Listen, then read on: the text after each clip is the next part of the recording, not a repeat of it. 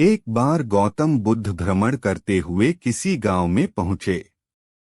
इस गांव का प्रधान साधु संतों भिक्षुओं को पसंद नहीं करता था।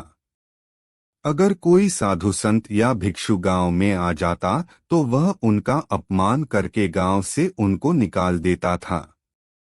जब उसे मालूम हुआ कि बुद्ध अपने शिष्यों के साथ गांव में आ रहे हैं तो उसने गांव के लोगों को संदेश दिया कि वे अपने घरों के दरवाजे बंद रखें और बुद्ध को भिक्षा न दें।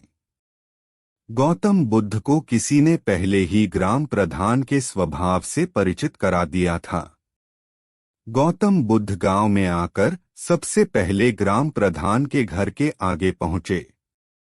गौतम बुद्ध ने भिक्षा मांगने के लिए आवाज लगाई। आवाज सुनकर ग्राम प्रधान गुस्से से भरकर घर से बाहर आया और बोला, तुम यहाँ से दफा हो जाओ, हमने क्या तुम्हारे लिए अनाज के गोदाम खोल रखे हैं जो चले आए यहाँ पर मुंह उठा के। ग्राम प्रधान ने गौतम बुद्ध और उनके शिष्यों को कई भद्दी भद्दी गालियां भी दी। गौतम बुद्ध चुपचाप उसकी अपमानजनक बातें सुनते रहे।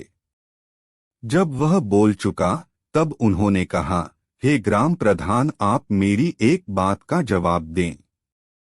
यदि आपके घर आकर कोई खाना खाने की मांग करे और आप उसके लिए खाने की थाली सजा कर लाएं, फिर वो खाने को अस्वीकार कर बिना कुछ खाए पिए चला जाए, तो आप उन खाद्य पदार्थों का क्या करेंगे?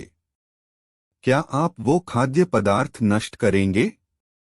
ग्राम प्रधान बोला, मैं उसे नष्ट नहीं करूंगा बल्कि वापस अपने घर में रख लूंगा। तब बुद्ध ने कहा, उस दशा में आपका सामान आपके पास ही रहा न। इसी प्रकार आपके घर आकर हमने भिक्षा मांगी और बदले में आपने हमें अपशब्द कहे। भिक्षा में दिए इन अपशब्दों को हमने अस्वीकार कर दिया, इसलिए आपके अपशब्द आपके पास ही रह गए। ग्राम प्रधान को गौतम बुद्ध की बातों का मतलब समझ में आ गया। उसने बुद्ध से माफी मांगी और भविष्य में ऐसा न करने का वचन दिया। सार यह है कि जब हम किसी को अपशब्द कहते हैं या गाली देते हैं तो हम अपनी ही जुबान और कर्म खराब करते हैं। जिसको हम अपशब्द कह रहे हैं उसका कुछ नहीं बिगड़ता।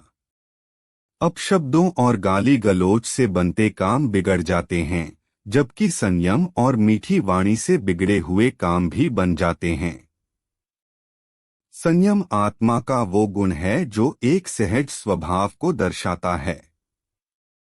सांसारिक भोग और संपूर्ण त्याग के मध्य का भाग संयम कहलाता है।